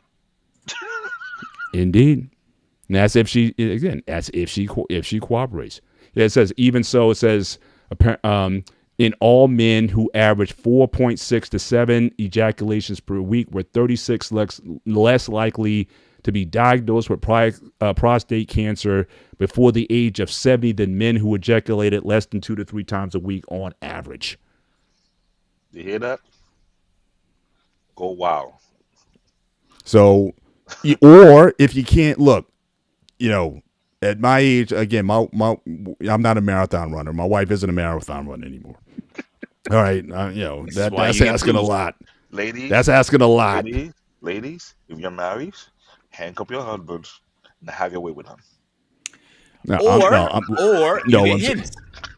Or churros. He probably gets a whole system in churros. No. I'm saying, but she can't. She may not be in it. I mean, come on. We've been married. Look, David, we've been married, right? Grooming. You've been in serious relationships 21 times a month or more, or 28. It says here 7 days, 28 times a month. Well, let's put it like this: when your lady start looking younger and younger, at time pass out, you keep doing it too much, you start to wonder what the hell happened. Like I just felt younger. I'm just saying, someone who finds a lady, especially at our ages, who still got that kind of level of energy, man. Look, you're a blessed man. Some of us, we I know we compromise. We might be maybe half of that. Age, me almost 40. The Kraken doesn't want to go down. He wants to stay up all the time. Here the problem. The problem is that movie, Welcome Home, Roscoe Jenkins. A lot of people have watched that movie, and so what happened to him? When he was like, she was done. She got on the treadmill and stopped running. All right, let's get back on topic. So, what role do you think X-rated takes in our everyday culture and community? No, let me be crystal clear. It's not about if it's X-rated or what. I think the problem is this.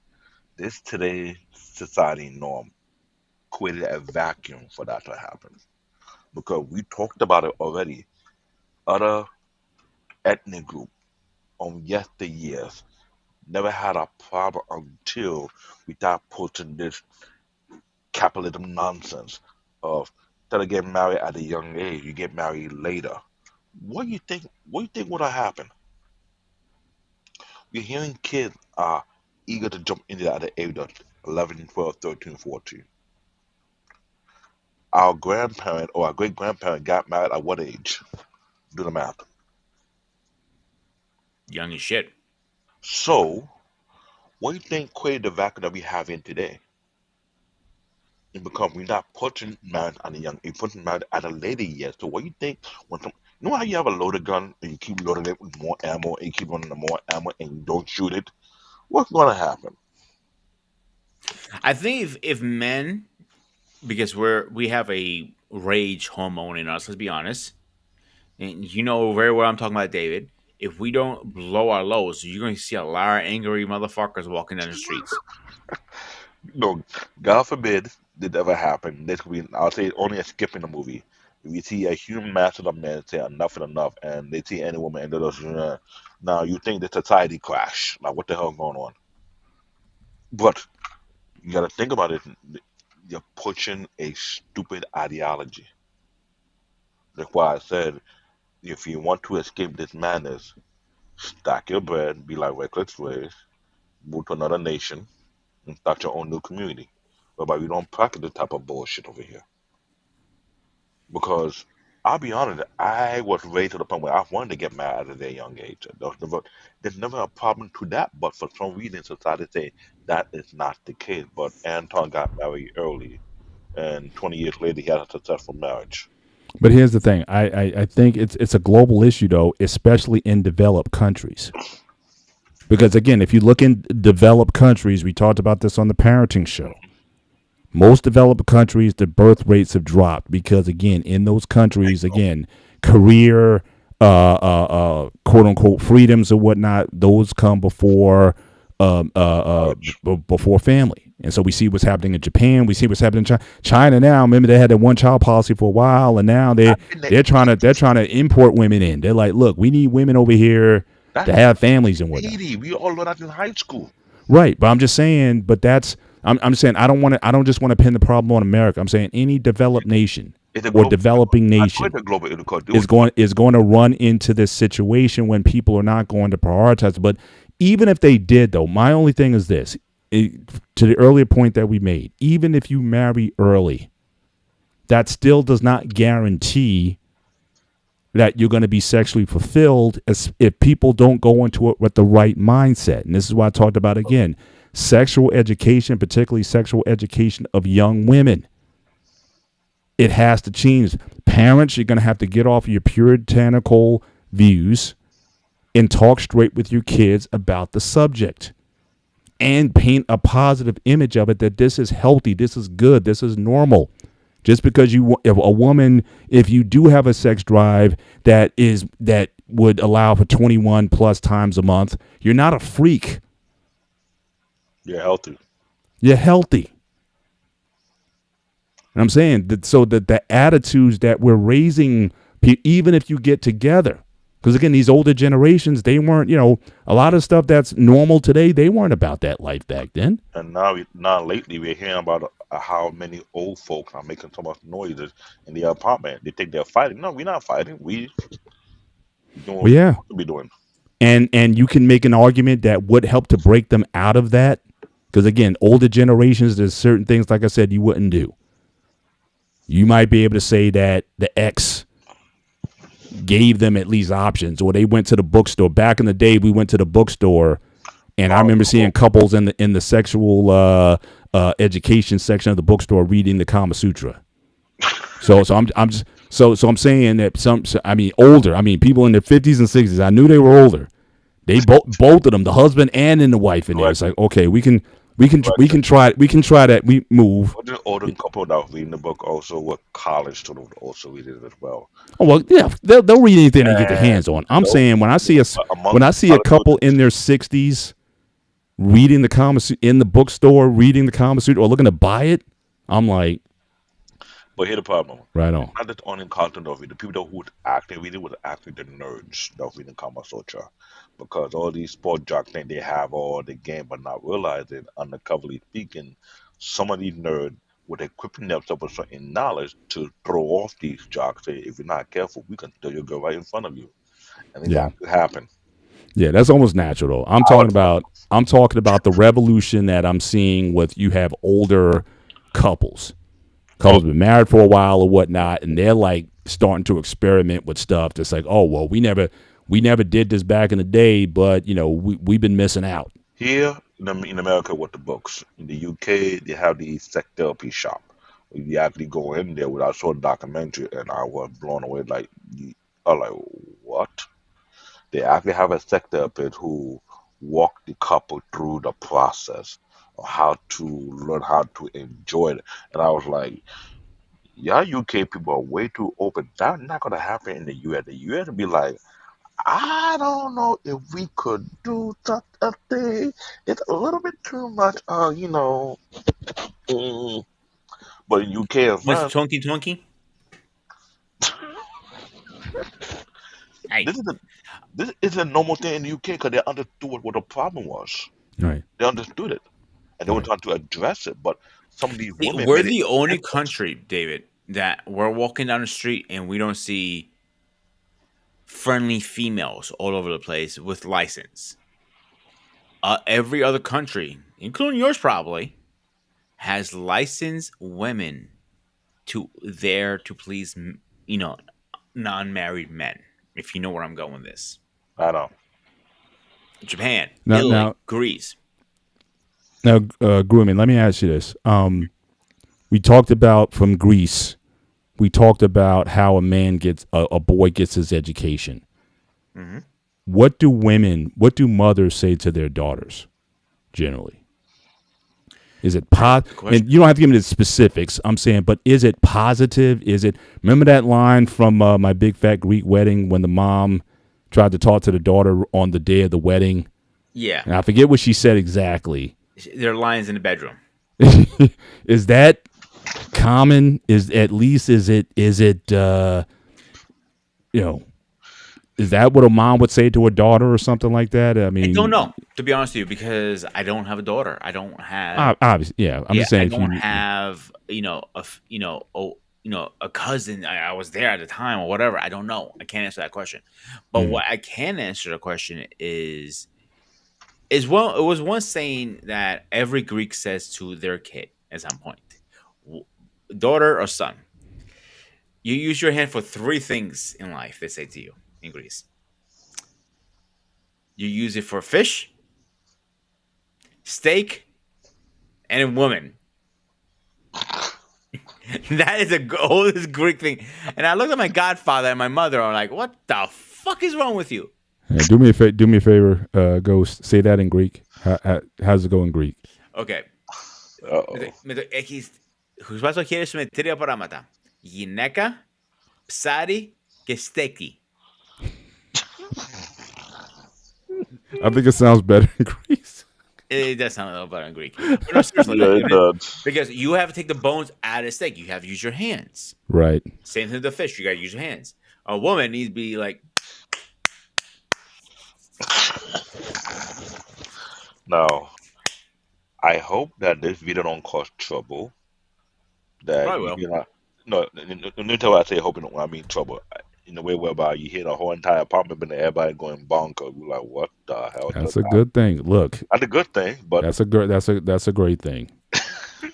well, People again, I people are was talking about the officer knocking on the door, like, you might want to, you know what?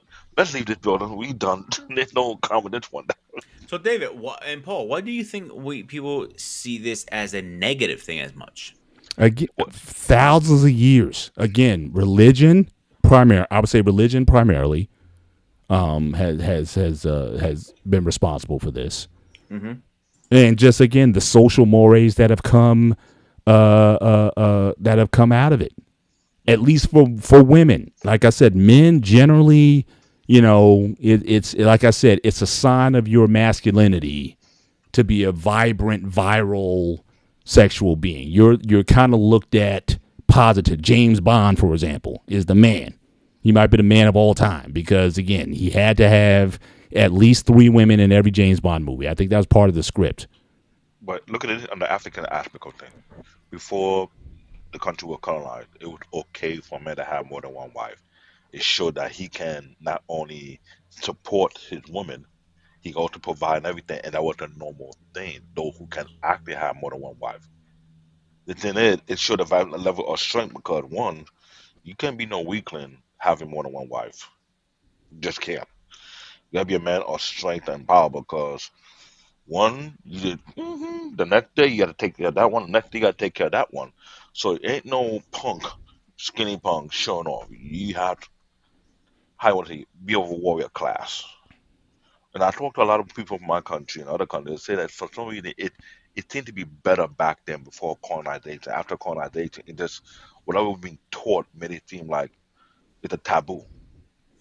Yeah, but it's even in the art, right? I mean, if you look at some of the ancient African art, the drawings, the figures of men and women engaged in activity and whatnot, the phallic art, right?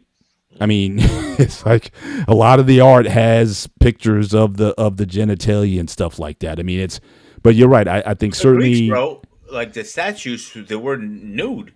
Their testicles are hanging out everywhere, and right. and that was And strange for they're them. the Asian country that have a statue of that. like this is a set of fertility and prosperity. I was like, Hmm. Yeah. okay. So I think really, and in particular, I would say Christianity, and I would even say Islam, because Islam is, is the newest of the three monotheistic religions. They're the newest ones, so they have some influence as well. Again, I don't know everything about what's taught when it comes to sexuality within Islam, so I'm not going to speak, completely on that.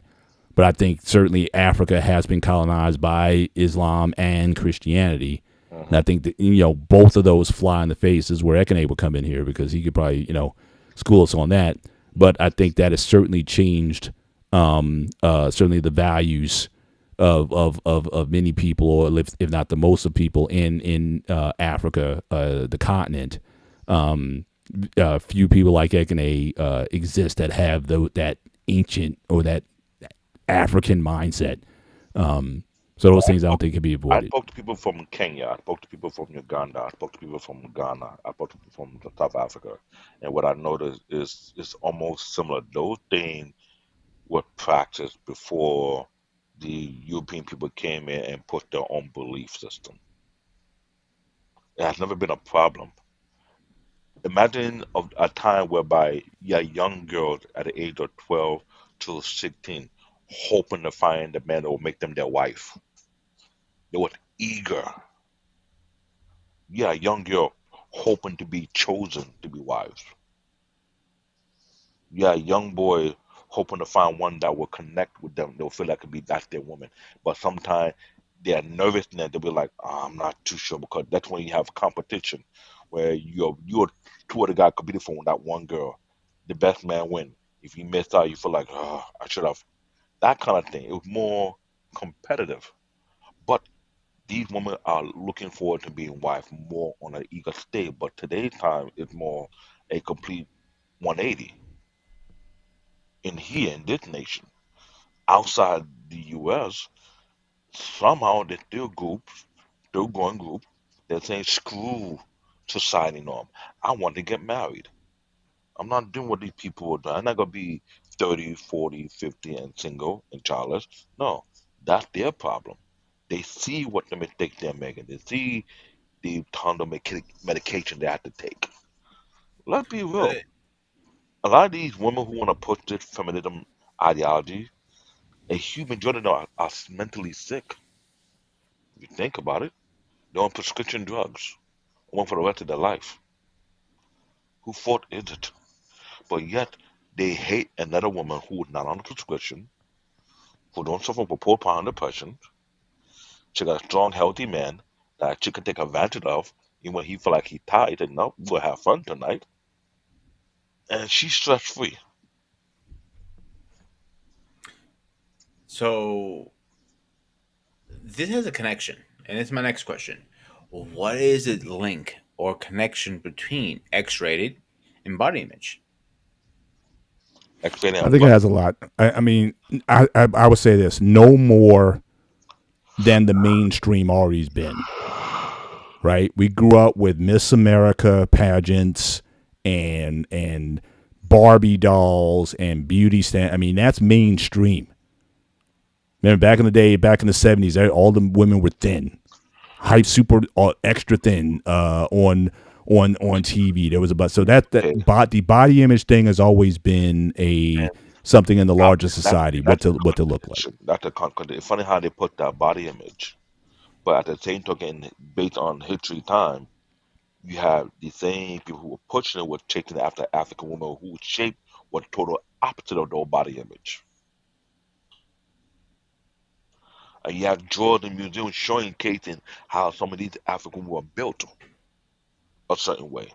If that were the case, then why we have bozo like Bill Gates trying to experiment on African people to get them sterilized? For what purpose? Dude, you're not African. Get the hell out of there. You're a Caucasian monkey.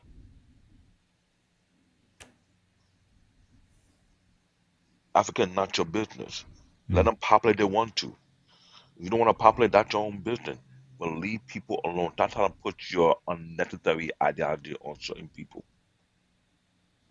The idea of saying that white people are the train rate, newsflash, medically speaking, Why every time you try to extract them from our genes, and see you can apply to yours because you know your gene is failing. Hello.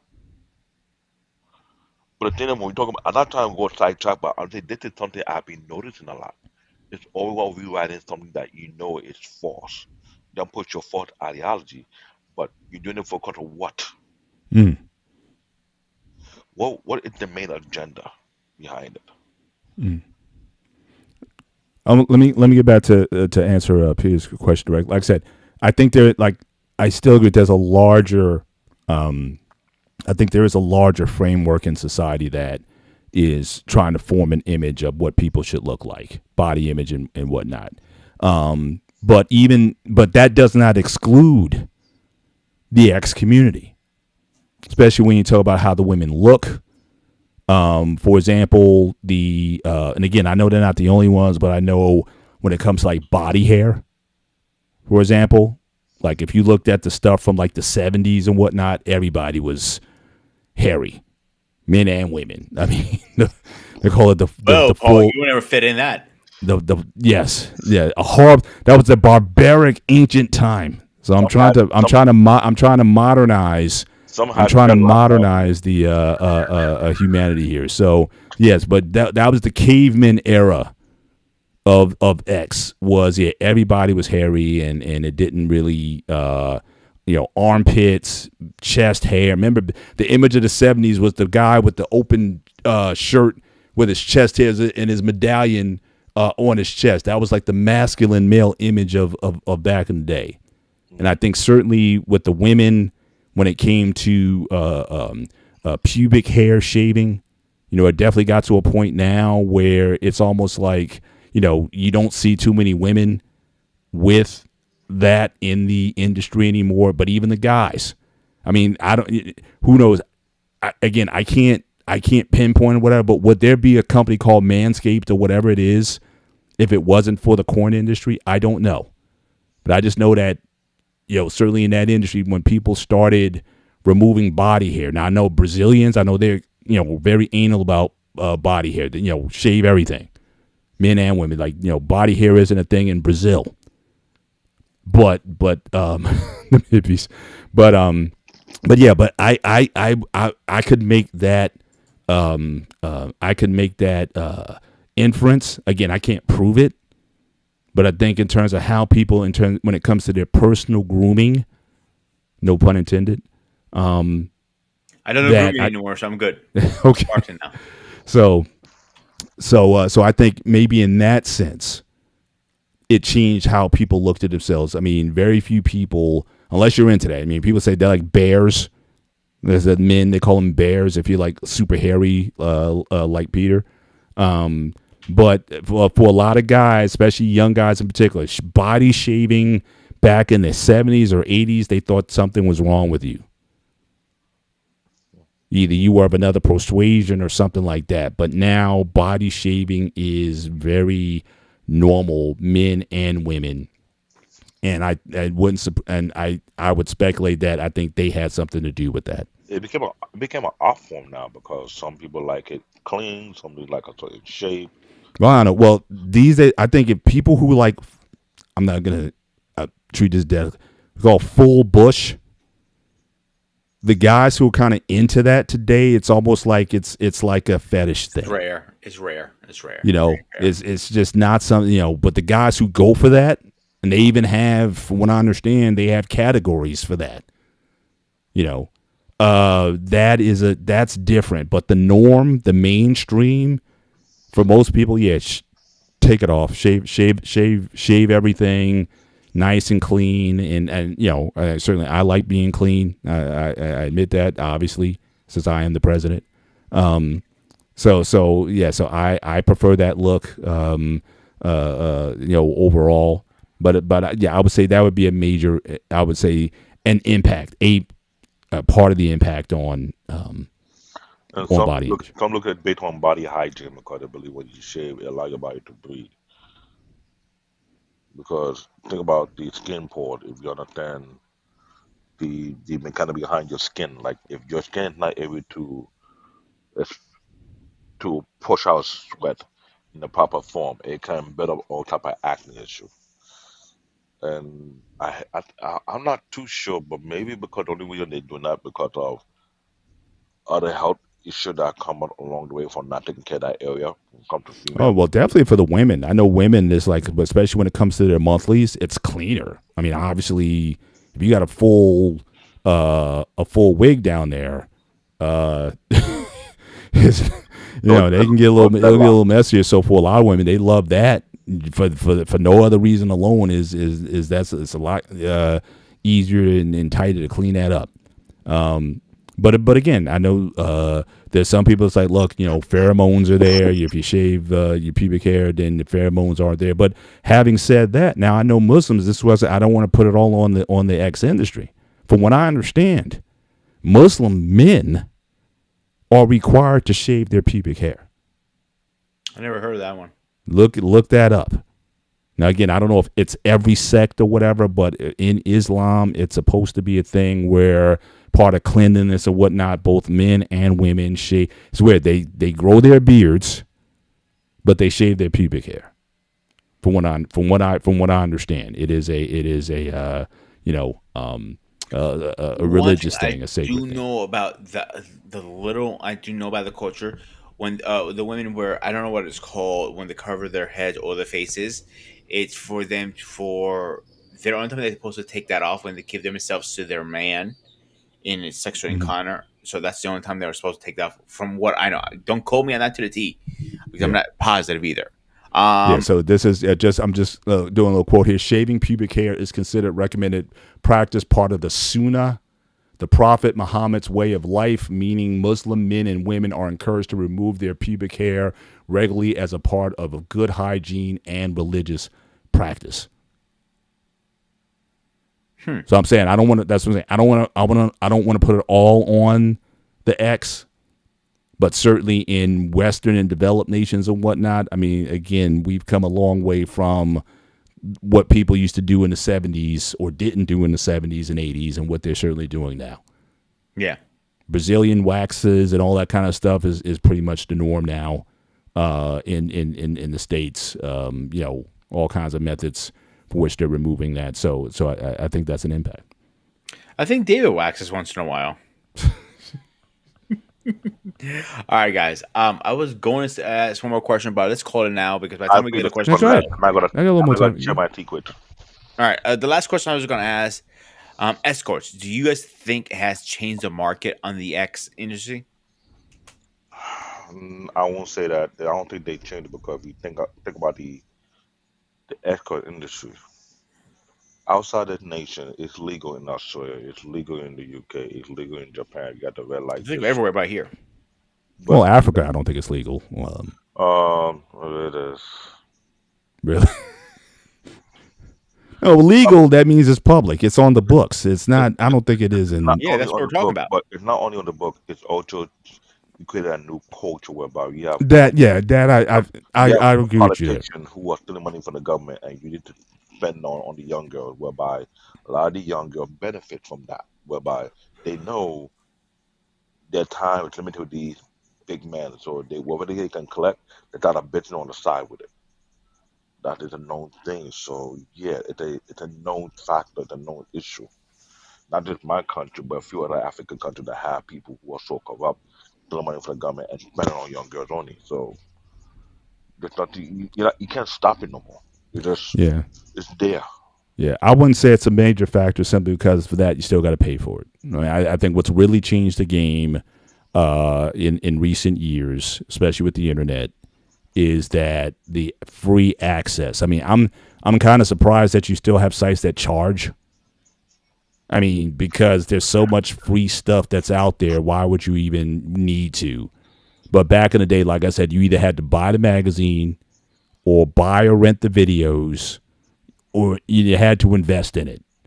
But now everybody, as long as you got a phone, you have access to a whole world out there that is essentially free. So I don't think the those with means, I think they're always going to have access to it. I don't think that's ever changed. And again, if you're 18-year-old kid or whatever, what kind of money you're going to have anyway, unless, like you said earlier, unless your dad, who does have the money, takes you to the brothel for that purpose. So I think it's always going to be for those with means. I don't think it changes anything at all. And for younger guys who don't have that kind of money to invest, they're certainly not on a regular basis. You might do it once, but you're not doing it on the regular, not to at least to engage in regular sex. So I don't think it matters that much at all. I totally agree. Anything else? You have anything else to say, David, before we move on? No, I agree to the point. This topic it did bring back a lot of thought where we have discussed one before in the past interviewed because when you, I'm just gonna say this: if you want this division of society to disappear, encourage young marriage and watch it disappear by itself because they have been here throughout the past of time. Not only here in Asia, in North America, South America, in Africa, it's been here for so long. You're not gonna stop it, but you can help to reduce it. All right. Paul, you want to go first because David went first? Yeah, I'll go first because a couple quick points I want to make before we close out, and part of my closing. One, again, I'm not going to be here and advocate for such activity. Again, especially if you're a moral person, if you're Christian person, I can't in good conscience say, yeah, go and do that. I can't do that in good conscience. But I'm not going to be a hypocrite either and say I never did it. Certainly not in my youth anyway. So I'm not coming with that kind of energy. I'm not judging people like that for it. But I would say a couple things. One thing we didn't touch on tonight is on the women's side, because corn or X, by definition, it's pictures, video, also books. It's written. And it just so happens now when it comes to visual, 90% of that is about 85 to 90% of that is consumed by men. However, when it comes to written, 90% of that content is consumed by women. So I find it always interesting when women would rail against the visual stuff, but they're reading 50 Shades of Grey or one of these E. Macy Gray books or something like that, that is very graphic in detail in terms of describing sexual activity. That's also corn. So again, for those folks, you say, oh, it's different. Not according to the definition. Erotic literature is just as much that as the visual stuff. So I want to bring that to light also. So for women, y'all do it maybe in a different way than a lot of guys do it, but you're still doing it. So that's number one. That's the second. That's the second point. Third point would be, I didn't talk a lot about tonight about what I think there is some negative in this sense that a lot of stuff that's out there really doesn't have much to do with sex. I know we have fetishes and things like that, but some of the stuff that's out there, it's just for the sake of being sensationalized. That at the end of the day, I'm pretty basic. Anything that you do that can lead to a pregnancy is considered sex to me. So, some of the stuff is like, how can we be as extreme as possible? And if that in a lot of young people is forming their ideas on the basics, what, the fundamental, what sex is, then yeah, I think you need to have some education there. But if a kid's going to start out watching that stuff, yeah, that can get dicey. And I think that could get dangerous. But as I said earlier, this is a larger societal issue. Young people, but in think about this in general. I got to speak on this. We talked about on the Saturday show on the Operation Hangout show, and I brought up the point in terms of how the video game industry has people playing games longer. Now, do you want to get rid of video games? But people play video games, Call of Duty, for hours. or they're on social media for hours, or they're watching X for hours. None of those things are healthy. Anything done in extreme excess is not healthy for you. It's detrimental to your overall development, your social skills, meeting, having your relational skills, all those things. I don't care if you're doing X, I don't care if you're playing Call of Duty. You need to get a life and be able to become a fully functioning human being who can interact and develop your emotional intelligence as well as your intellectual intelligence. And so I'm not an advocate of anything that takes you away from that. But I'm not going to say, okay, we'll stop watching X, but then go out there and get with a bunch of 304s. I'm not going to do that either. And so we have to, if in practical, logical terms, not moral ones, it's a lot safer. And I would rather a guy, again, for lack of a better term, shoot his load than a load from a cartridge of a gun. But we got a problem there also that we also got to talk about. A lot of these youth are disconnected. And until society wants to start dealing with that, start dealing with the mental health of young men and even women in general, we're always going to have these problems. So again, good topic tonight. Again, I know certain people in my community may disagree. I respect that. But again, this is focusing on the gnat, whereas there's bigger problems. If you want people to be married, if you want them to have a healthy sexual view, we need to change the conversation, have that conversation younger with our kids, give them a healthy worldview, especially for our daughters, and help them to choose wisely in the decisions that they make. And hopefully that they can enjoy not just being married, but have total fulfillment on all levels in their marriage. If we can help people get to that, then that may be less of an issue, or you may decide to use it in your marriage. I don't know. Some people, they may find it useful in some sense, whether it be the books or the videos or whatever it is. But giving people a good foundation for healthy relationships, I think is really what we need to be talking about versus just focusing on this issue. But again, good topic, controversial. Again, grooming. I'm gonna keep calling you grooming. I'm so used to it now. But certainly, you brought the controversial topic. I think this was courageous that you brought this up, to be honest with you. And I just salute you for doing it, because I don't know if I would have did it unless you pulled me out of it. So like I said, it's your show. But I don't know if I was doing it. I don't know if I would have pulled it out. But I appreciate your boldness to tackle the topic. Sometimes we have to step into a bold area or into a uncomfortable situation to talk about uncomfortable stuff, to make people educated and stuff. This is why I do the sparring arena.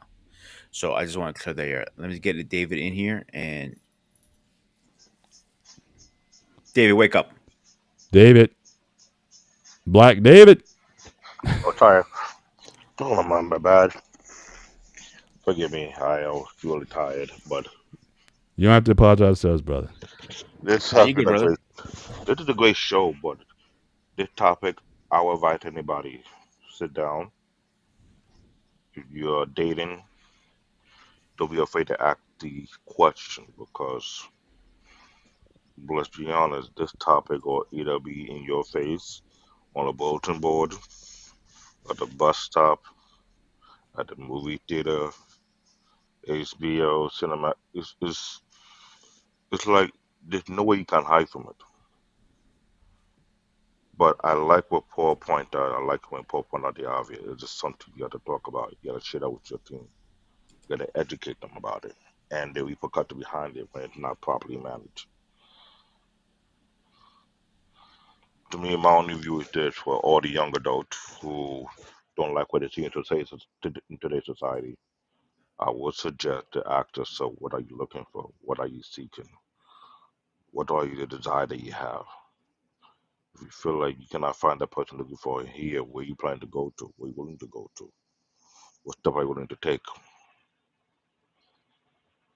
Those are interesting questions to ask yourself first before you venture out just for do something crazy. You might shoot someone. I ain't talk about with a gun, it could be a different kind of gun.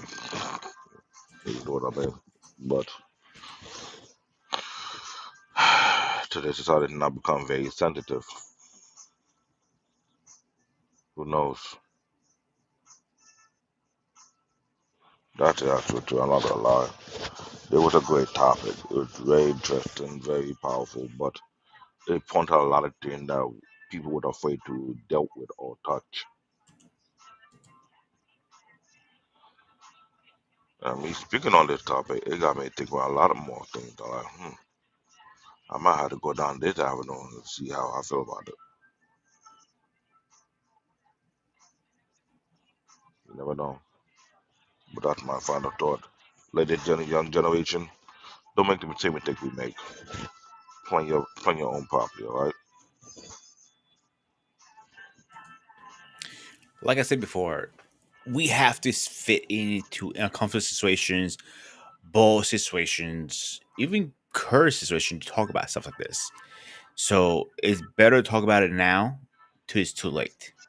Let's do a quick schedule update and get the heck out of here.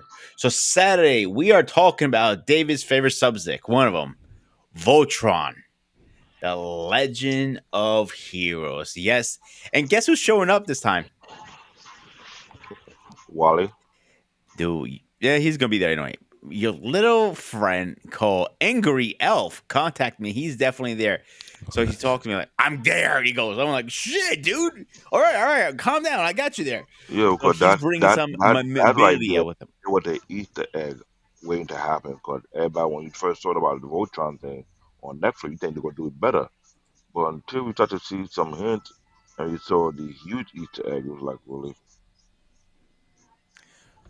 Don't spoil it. Hold to it to the I'm show. holding. I'm holding. So on next Saturday, this is going to be another topic that a lot of people don't talk about is unspoken rule. Why women can't body shame men, but not vice versa. Say that again? Why unspoken rule? Why women can't body shame men, but not vice versa.